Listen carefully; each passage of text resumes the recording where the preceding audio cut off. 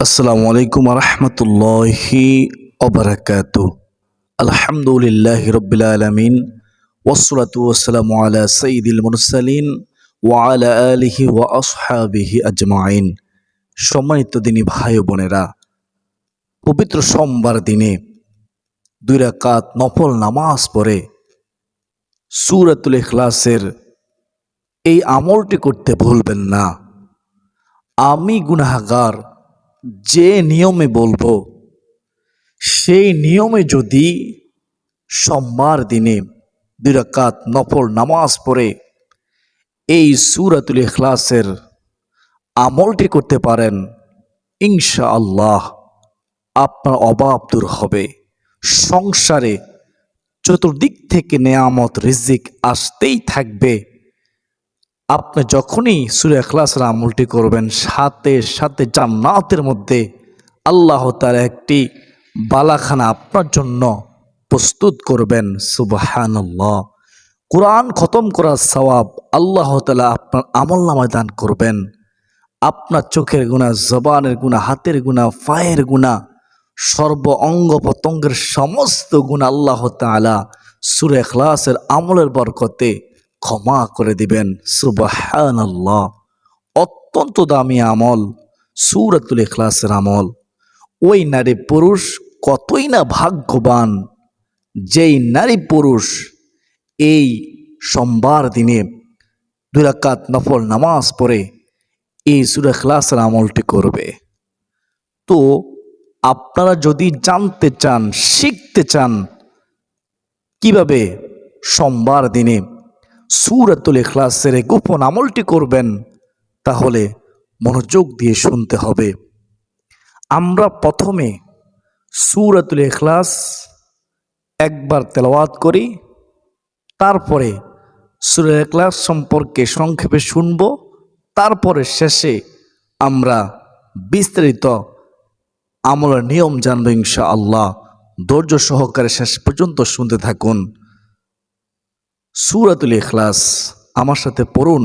প্রতি হরফের বিনিময়ে আল্লাহ আমার আপনার আমলনামায় এক একটি করে নেকি দান করবেন।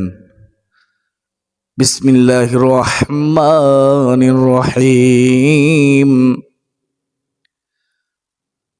কুল হুয়াল্লাহু আহাদ, আল্লাহুস সামাদ, লাম ইয়ালিদ ওয়া লাম ইউলাদ ওয়া লাম ইয়াকুল লাহু কুফুয়ান আহাদ।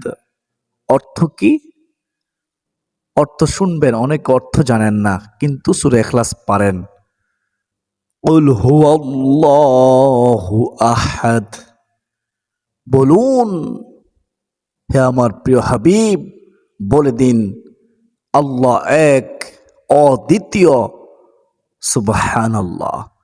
আল্লাহুস সামাদ, আল্লাহ অমুখাপেক্ষী। দুনিয়ার সবাই আল্লাহ তাআলার মুখাপেক্ষী, আল্লাহ তাআলা কারো মুখাপেক্ষী নন। সুবহানাল্লাহ। লাম ইয়ালিদ ওয়া লাম ইউলাদ, তিনি কাউকে জন্ম দেয়নি এবং তাকেও কেউ জন্ম দেয়নি। সুবহানাল্লাহ। ওয়া লাম ইয়াকুল লাহু কুফুয়ান আহাদ, আল্লাহ তাআলার সাথে সমকক্ষ কেউ নেই। সুবহানাল্লাহ, সুবহানাল্লাহ। তো এই সূরাতুল ইখলাসের মধ্যে 4টি আয়াত রয়েছে। স্বয়ং আল্লাহ সূরা ইখলাসের মধ্যে নিজেই নিজের পরিচয় তুলে ধরেছেন। সূরা ইখলাসের শানে নুজুল কিতাবের মধ্যে রয়েছে।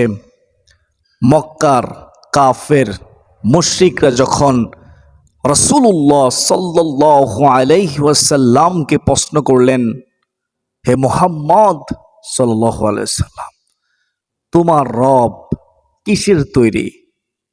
তোমার রব কি মাটির তৈরি? তোমার রব কি আগুনের তৈরি? তোমার রব কি স্বর্ণ রূপার তৈরি? তোমার রব কিসের তৈরি? যখন এ উদ্ভট প্রশ্ন করলেন মুহাম্মদ সাল্লাল্লাহু আলাইহি ওয়াসাল্লামকে, নবী মুহাম্মদ রাসূলুল্লাহ সাল্লাল্লাহু আলাইহি ওয়াসাল্লাম চুপ রইলেন, অপেক্ষায় রইলেন আল্লাহ কি জবাব দিচ্ছেন। তো আল্লাহ তাআলা সাথে সাথে হযরত জিবরাইল আলাইহিসসালামকে পাঠিয়ে দিলেন ওহী নিয়ে, এই সূরা ইখলাস নিয়ে রাসূলুল্লাহ সাল্লাল্লাহু আলাইহি ওয়াসাল্লামের নিকটে। তখন নবীজি সাল্লাল্লাহু আলাইহি ওয়াসাল্লাম এই সূরা ইখলাস কাফের মুশরিকদের সামনে তেলাওয়াত করে শুনিয়ে দিলেন আল্লাহ তাআলার পরিচয়। সুবহানাল্লাহ। বিসমিল্লাহির রহমানির রহিম। কুল হুয়াল্লাহু আহাদ। বলুন আল্লাহ এক অদ্বিতীয়, আল্লাহুস সামাদ, আল্লাহ মুনাফেক্ষী, লাম ইয়ালিদ ওয়ালাম ইউলাদ, তিনি কাউকে জন্ম দেয়নি এবং তাকেও কেউ জন্ম দেয়নি। ওয়ালাম ইয়াকুল্লাহু কুফুয়ান আহাদ, তার সমকক্ষ কেউ নেই। যখন মক্কার কাফের মুশরিকদের সামনে এই আয়াতগুলো তেলাওয়াত করলেন তখন তারা বুঝতে পারল, অনেকে ইসলাম গ্রহণ করেছে। সুবহানাল্লাহ। সূরাতুল ইখলাস 3 বার পড়লে সম্পূর্ণ কোরআন খতম করার সওয়াব দিবেন যিনি, তিনি কে? আল্লাহ। ঘোষণাকার রাসূলুল্লাহ সাল্লাল্লাহু আলাইহি ওয়াসাল্লামের। সূরা ইখলাস এত দামি একটি সূরা, যেই সূরার মধ্যে আল্লাহ তাআলা নিজে তার পরিচয় তুলে ধরেছেন। এই সূরাকে যদি কেউ মহাব্বত করে, তাহলে হাদিসের মধ্যে রয়েছে সূরা ইখলাসকে মহাব্বত করলে আল্লাহ তাআলা তাকে মহাব্বত করে, ভালোবাসে। আর এই ভালোবাসা ওই সূরা ইখলাস পড়নেওয়ালাকে জান্নাতে নিয়ে যাবে। সুবহানাল্লাহ। জান্নাতে ওয়াজিব হয়ে যায় সূরা ইখলাসের আমল করলে। হাদিসে মুবারকার মধ্যে রয়েছে রাসূলুল্লাহ সাল্লাল্লাহু আলাইহি ওয়াসাল্লাম বলেন, মান ক্বরাআ কুল হুয়াল্লাহু আহাদ 10 মাররাতিন বানাল্লাহু লাহু বাইতান ফিল জান্নাহ। নবীজি বলেন, যে ব্যক্তি সূরাতুল ইখলাস 10 বার পাঠ করবে, সূরা ইখলাস 10 বার পাঠ করলে আল্লাহ সাথে সাথে তার জন্য জান্নাতের মধ্যে একটি বালাখানা তৈরি করবেন। সুবহানাল্লাহ। বানাল্লাহু লাহু বাইতান ফিল জান্নাহ। এর চেয়ে সুসংবাদ আর কি হতে পারে?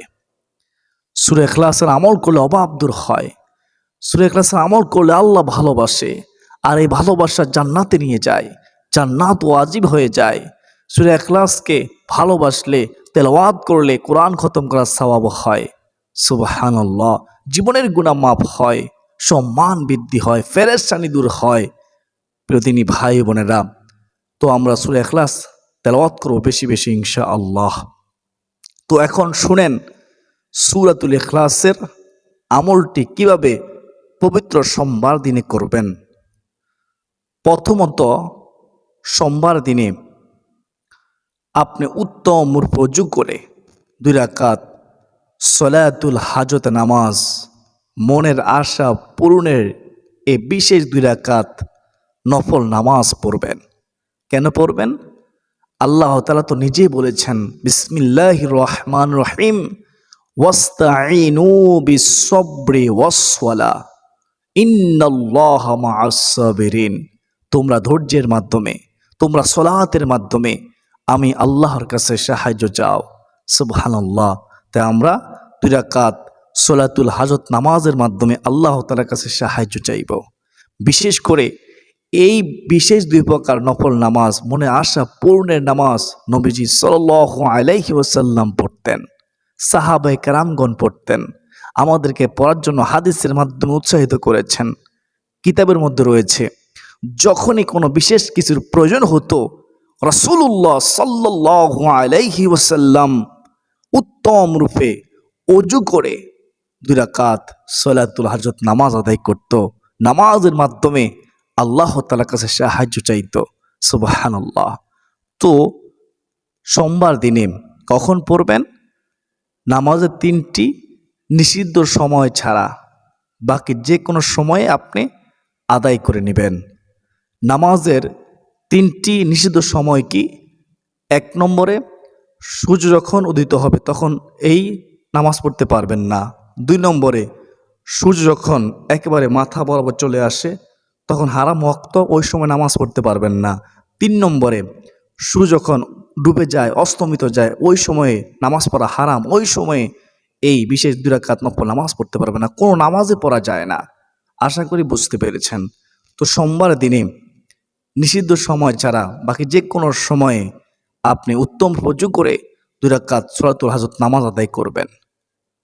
তো আপনি যখন নামাজের জন্য নামাজের মুসল্লায় দাঁড়িয়ে যাবেন, তখন দোয়া পড়বেন, ইন্নী ওয়াজ্জাহতু ওয়াজহিয়া লিল্লাযী ফাতারাস সামাওয়াতি ওয়াল আরদা হানিফা ওয়া মা আনা মিনাল মুশরিকিন। তারপরে আপনি নিয়ত করবেন, আমি আল্লাহ তাআলাকে সন্তুষ্টি করার জন্য 2 রাকাত সলাতুল হাজত নামাজ পড়ার নিয়ত করলাম। আল্লাহু আকবার। তারপর আপনি হাত বাঁধবেন, হাত বাঁধার পরে সানা পড়বেন, সুবহানাকা আল্লাহুম্মা ওয়া বিহামদিকা ওয়া তাবারাকা ইসমুকা ওয়া তাআলা জাদ্দুকা ওয়া লা ইলাহা গায়রুক। তারপরে আউযুবিল্লাহ বিসমিল্লাহ সহকারে সূরাতুল ফাতিহা পড়বেন। তারপরে সূরাতুল ইখলাস 3 বার পড়বেন। এভাবে আপনি প্রতি রাকাতে সূরা ফাতিহার সাথে সূরা ইখলাস 3 বার পড়বেন। রুকু দিবেন, রুকুর তাসবিহ পড়বেন মনোযোগ সহকারে। রুকু থেকে যখন উঠবেন সোজা হয়ে দাঁড়াবেন। মনে রাখবেন, রুকু থেকে সোজা হয়ে দাঁড়ানো হচ্ছে ওয়াজিব। 2 সেজদার মাঝখানে সোজা হয়ে বসবেন। 2 সেজদার মাঝখানে সোজা হয়ে বসা হচ্ছে ওয়াজিব। যদি ওয়াজিব ইচ্ছাকৃত ছেড়ে দেন, নামাজ হবে না, কখনোই হবে না। সেটা নফল নামাজ হোক, ফরজ নামাজ হোক, ওয়াজিব নামাজ হোক, যেই নামাজ হোক না কেন, ওয়াজিব ইচ্ছাকৃত ছেড়ে দিলে নামাজ বাতিল হয়ে যাবে। তো অবশ্যই ওয়াজিব ঠিকমতো আদায় করবেন, নামাজে তারতিব ঠিকমতো আদায় করবেন, মনোযোগ সহকারে নামাজ পড়বেন। এই সূরাতুল হাজত নামার জন্য নির্দিষ্ট কোনো সূরা নেই। সেজদায় যখন যাবেন, সেজদায় গিয়ে সেজদার তাসবিহ পড়ার পরে দোয়া করবেন সেজদার মধ্যে এই ইস্তিগফারটি পড়ে, আস্তাগফিরুল্লাহাল্লাযী লা ইলাহা ইল্লা হুয়াল হাইয়ুল কাইয়্যুম ওয়া আতুবু ইলাইহি। সেজদার মধ্যে আল্লাহর কাছে যা চাইবেন, নবীজি সাল্লাল্লাহু আলাইহি ওয়াসাল্লাম বলেছেন, আল্লাহ আপনার সমস্ত চাওয়া পূরণ করবেন, আপনাকে ফেরত দিবেন না। চাওয়ার মতো চাইলে অবশ্য আল্লাহ দেওয়ার জন্য প্রস্তুত দিবেন ইনশাআল্লাহ। তো এইভাবে 2 রাকাত সলাতুল হাজত নামাজ আদায় করে আপনি চোখটাকে বন্ধ করে দিবেন। মনোযোগ দিয়ে আপনি প্রথমত আস্তাগফিরুল্লাহ আস্তাগফিরুল্লাহ 100 বার পড়বেন। ওই নামাজের মুসল্লায় বসে বসে ইস্তিগফার 100 বার পড়ার পরে তারপর আপনি দুরূদ শরীফ সাল্লাল্লাহু আলাইহি ওয়াসাল্লাম সাল্লাল্লাহু আলাইহি ওয়াসাল্লাম সাল্লাল্লাহু আলাইহি ওয়াসাল্লাম আপনি 100 বার পড়বেন। তো তারপরে আপনি একটি ইসমে আজম আছে, এই ছোট্ট ইসমে আজমটি পড়বেন, ইয়া জাল জালালি ওয়াল ইকরাম, ইয়া যাল জালালি ওয়াল ইকরাম, ইয়া জাল জালালি ওয়াল ইকরাম। অর্থ কি? হে মহিমাময়, হে সম্মানিত। সুবহানাল্লাহ। তো আমরা ইয়া জাল জালালি ওয়াল ইকরাম 3 বার পড়ব। তারপরে আমরা সূরাতুল ইখলাস 10 বার পড়ব বিসমিল্লাহ সহকারে। পড়তে বেশিক্ষণ সময় লাগবে না ইনশাআল্লাহ। আমলটি ছাড়বেন না। প্রতি সপ্তাহে সোমবার আসলেই আপনারা এভাবে সূরা ইখলাসের আমলটি করুন। সংসারে চতুর্দিক থেকে নেয়ামত রিজিক আসতেই থাকবে, জীবনের সমস্ত গুনাহ মাফ হবে, সকল সমস্যার সমাধান হবে ইনশাআল্লাহ। বিসমিল্লাহির রহমানির রহিম। কুল হুয়াল্লাহু আহাদ আল্লাহুস সামাদ লাম ইয়ালিদ ওয়া লাম ইউলাদ ওয়া লাম ইয়াকুল লাহু কুফুয়ান আহাদ। এভাবে পড়বেন 10 বার পড়ার পরে তারপর আপনি 2 হাত তুলে আদবের সাথে দৃঢ় বিশ্বাস রেখে আল্লাহ তাআলার কাছে দোয়া করবেন।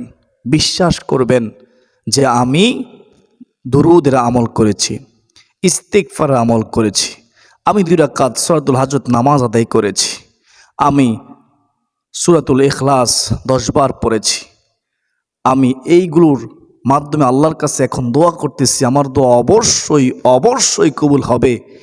এই দৃঢ় বিশ্বাস অন্তর রেখে দোয়া করলে আল্লাহ অবশ্যই দোয়া কবুল করবেন। মনে রাখবেন, আত-তাকদীরু লা ইয়ারুদ্দু ইল্লা বিদ-দুআ। নবীজি বলেন, আমার উম্মত তকদির পরিবর্তন হয় না, তবে তকদির পরিবর্তন হয় দোয়ার মাধ্যমে। দোয়া করলে আল্লাহ খুশি হয়, তকদির পরিবর্তন হয়। আমাদের উচিত বেশি বেশি করে দোয়া করা। দোয়া করা আর দোয়া মুখর ইবাদা, সকল ইবাদতের মগজ হচ্ছে দোয়া। সুবহানাল্লাহ। তো অনেকে হাত তুলে হাতের মটকা ফোটায়, এভাবে হাতের মটকা ফোটায় আল্লাহর কাছে সাহায্য চায়, মুনাজাত করে। এটা মুনাজাতের আদব হতে পারে না কখনোই। অমনোযোগী ব্যক্তির দোয়া হাদিসের মধ্যে আছে আল্লাহ তাআলা কবুল করে না। তো মনোযোগ দিয়ে দৃঢ় বিশ্বাস রেখে দোয়া করতে হবে। চাওয়ার মতো চাইলে আল্লাহ অবশ্যই দান করবেন। আল্লাহর দরবারে কোনো জিনিসের অভাব নাই। ওয়াতারযুকু মান তাশাউ বিগাইরি হিসাব। আল্লাহ যাকে ইচ্ছা তাকে অগণিত রিজিক দিয়ে থাকেন। তো চলুন আমরা আল্লাহ তাআলার কাছে দোয়া করি, আল্লাহ গো, তুমি আমাদেরকে ক্ষমা করে দাও। যারা নিয়ত করেছে সোমবার দিনে এই আমলটি করে তোমার কাছে সাহায্য চাইবে, আল্লাহ সঠিকভাবে দৃঢ় বিশ্বাস রেখে মনোযোগ দিয়ে সূরা ইখলাসের আমলটি করার তৌফিক দান করো। আল্লাহ যারা যারা সূরা ইখলাসের আমল করবে, আল্লাহ প্রত্যেকের মনের আশা কবুল করে নিও। আল্লাহ প্রত্যেকের অভাব তুমি দূর করে দিও। আল্লাহ প্রত্যেকের মনের আশা তুমি কবুল করে নিও। আল্লাহ যত প্রকার সমস্যা আছে সূরা ইখলাসের বরকতে সোমবার দিনের সম্মানে, দুরুদের সম্মানে আল্লাহ যারা আমল করবে, আল্লাহ প্রত্যেকের সকল সমস্যার সমাধান করে দিও। সকলে বলি আল্লাহুম্মা আমিন। ওয়া মা আলাইনা ইল্লাল বালাগ। আসসালামু আলাইকুম ওয়া রাহমাতুল্লাহি ওয়া বারাকাতুহু।